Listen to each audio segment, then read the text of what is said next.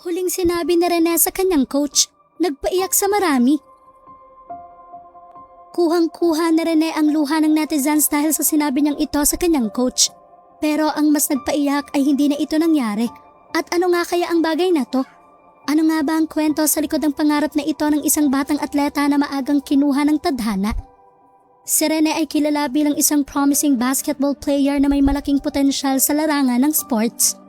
Sa murang edad, dala niya hindi lang ang pangarap para sa sarili kundi pati na rin ang hangaring iahon ng kanyang pamilya sa kahirapan. Habang patuloy siyang humahakbang sa kanyang career, kapansin-pansin ang dedikasyon niya sa training at ang malinaw niyang direksyon sa buhay, isang atleta na puno ng pangarap at determinasyon.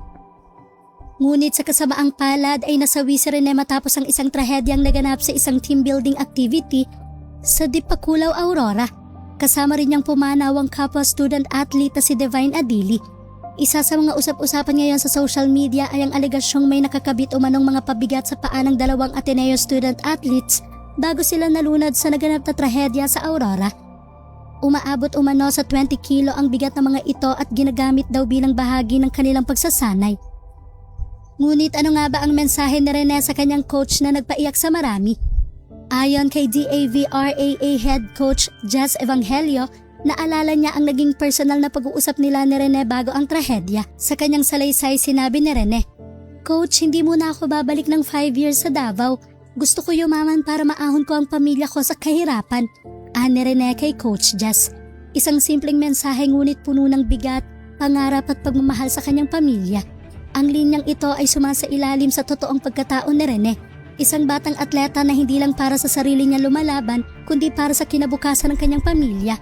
Sa huli, ang kanyang mga sinabi ay naging isang paalala ng kanyang dedikasyon at mga pangarap na hindi na niya natuloy pang abutin.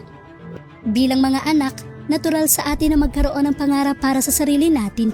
Pero mas madalas, mas lumalalim pa ito kapag naiisip natin ang ating mga magulang, ang hirap na kanilang pinagdaanan at ang mga sakripisyong ginawa nila para sa atin.